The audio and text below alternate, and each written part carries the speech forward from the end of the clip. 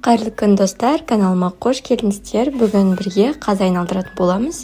Ол үшін бізге чеснок приправасы, чесноктың сушеный чеснок деп аталады. Черный перец керек, тұз керек және қызыл бұрыш керек. Осының барлығын араластырып аламыз, алдын ала дайындап.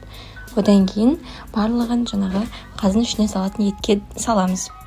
Біз қазының етін қабырғаның жанындағы еттерді бөліп алатын боламыз. Сонда еттердің барлығын қазға салады. Біз алдын ала қабырғаның еттерін бәрін бөліп алдық.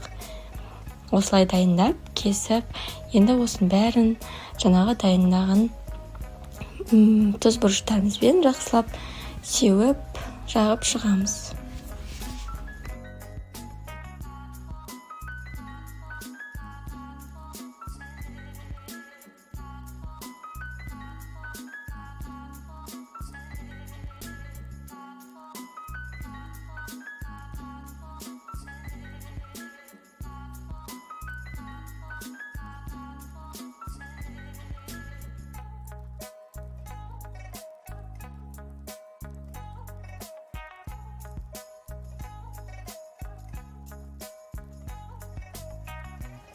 Одан кейін жаңағы дайындаған етіміздің барлығын шекке саламыз.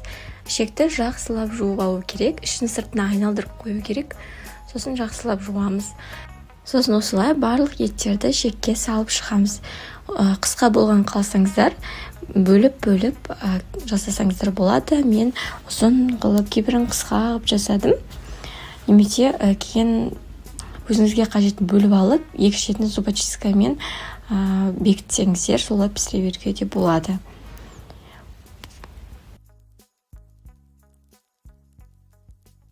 Мінекей жасалу жолы өте оңай. Осымен қазыларымыз дайын. Сыртын жуып, бір түнге қойып қоясыздар. Жаңағы тұз мен бұрышы сіңіп тұрады. Ертесіне морозильникке салып қоясыздар. Егер сізге видео ұнаса, лайк басып комментарий қалдыруды ұмытпаңыз.